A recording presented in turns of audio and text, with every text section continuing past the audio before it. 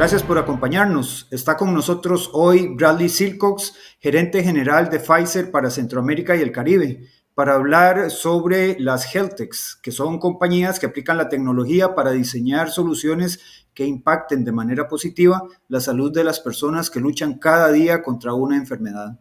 Saludos, señor Silcox. Buenos días, Arturo. Mr. Silcox, how can health techs improve the quality of life of the people? Well, Arturo, it's a great question. And today, we at Pfizer, we're harnessing the power of digital to enhance both patients and healthcare practitioner experience.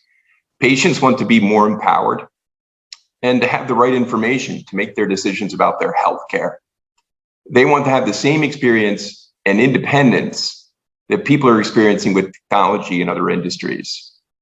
We need to go where patients and healthcare professionals are, so we can have meaningful interactions with them and to ensure that they are getting the care that they need to enhance their daily lives along their healthcare journeys.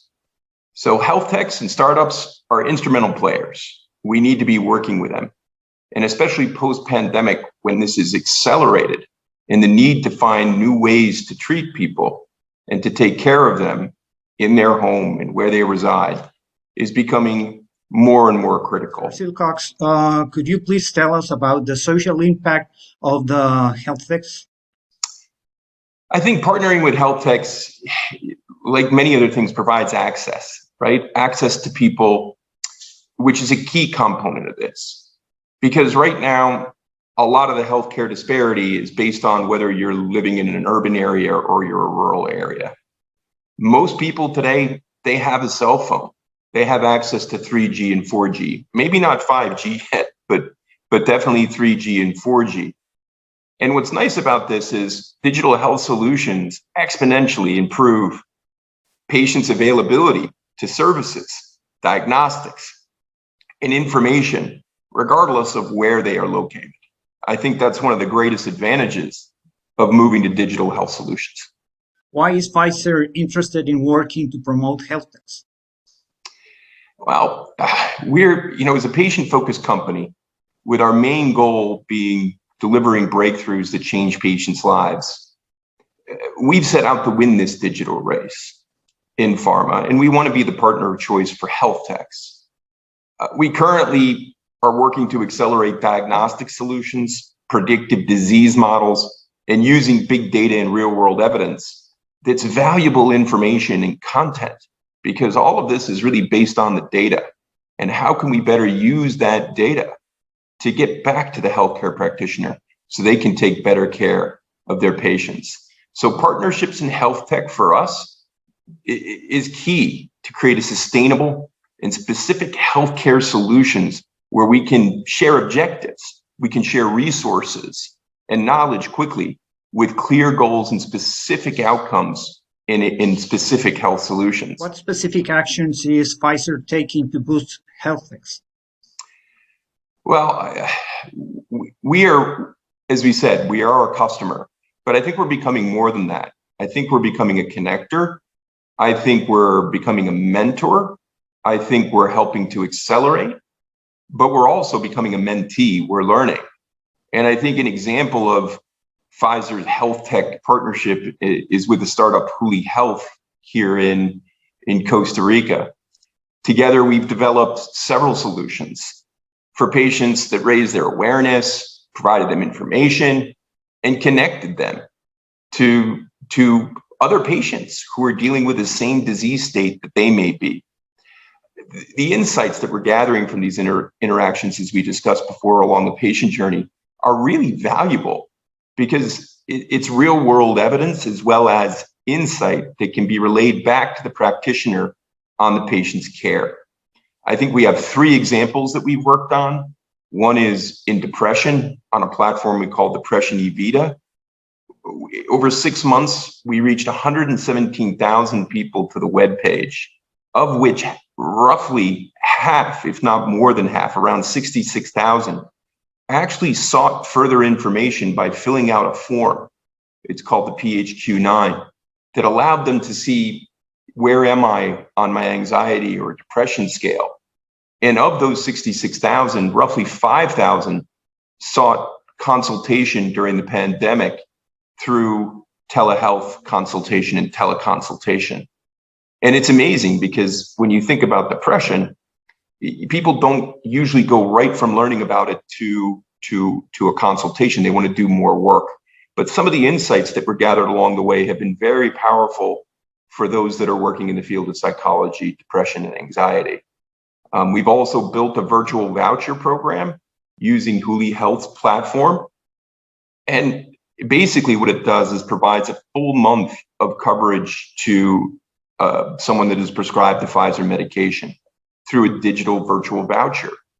And 85% of the HCPs that are currently using it love it because it gets away from the old sample program. It boosts efficiency, it saves costs, but it also provides data back to the HCP on patient adherence to their medication, which is also another really important factor that we need to work on. And lastly, working with Huli, we built what we call Pfizer Miquita, which is an innovative self-managed online patient support program that's provided by Huli that empowers patients to take care of their own health and have access to services when they require them. It's 100% virtual, and it has tailor-made solutions depending on, the therapeutic area or the disease state. And we're proud to say that we have 6,000 patients on that landing page of Pfizer Miquita at this current time. So I hope this gives a good example of how we're partnering and connecting, an example of what health techs mean to Pfizer. Mr. Silcox, why does Pfizer support turning Costa Rica into a global life center hub, and what specific actions is the company taking to achieve this goal? Arturo, it's critical, absolutely critical that an ecosystem develops for this to happen. I mean, the main goal of the Global Life Centered Hub that's coming forward is improving the wellness of Costa Ricans, number one, but it will also provide a real upscaling in human capital. It will also transform the economy as we move in this direction.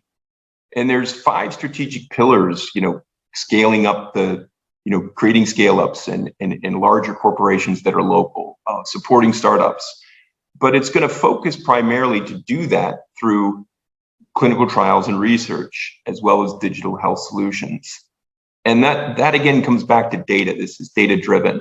So those 5 key pieces of this hub are important for the startups and entrepreneurs, the big corporations, the government to be involved, equity to be involved, and academia to be involved. Because when you look around the world at the ecosystems that are built around life sciences, it needs all these players where everybody's equal at that round table. There is no one group driving it.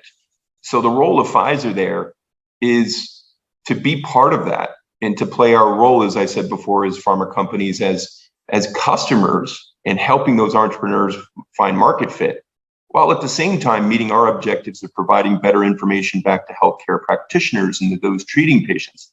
Could you please tell us a little bit about the Startups Challenge? Yeah, sure. So the LATAM Startup Challenge is being launched currently. We launched it yesterday at our innovation forum here in Costa Rica. Costa Rica is one of 5 markets in Latin America where we've launched this challenge. And it's focused right now on diagnosis.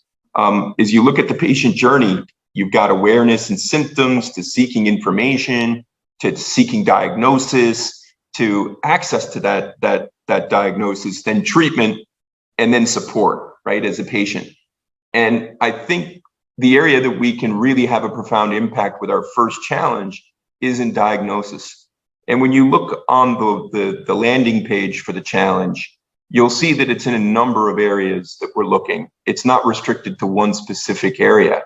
We're looking at things like earlier diagnosis in rheumatology, earlier diagnosis in cardiovascular, in diabetes, in a number of areas, because the main purpose of this challenge is to start to get health techs to work with big companies to connect and find that market fit that we talked about, so that we can help them connect, find their growth, find their trajectory. Because one of the things that we see is many startups struggle in the beginning to find that fit. A lot of this comes out of research work or out of academic work, and finding that way to scale it and connect it as a model and a sustainable model is really where a lot of the startups fail.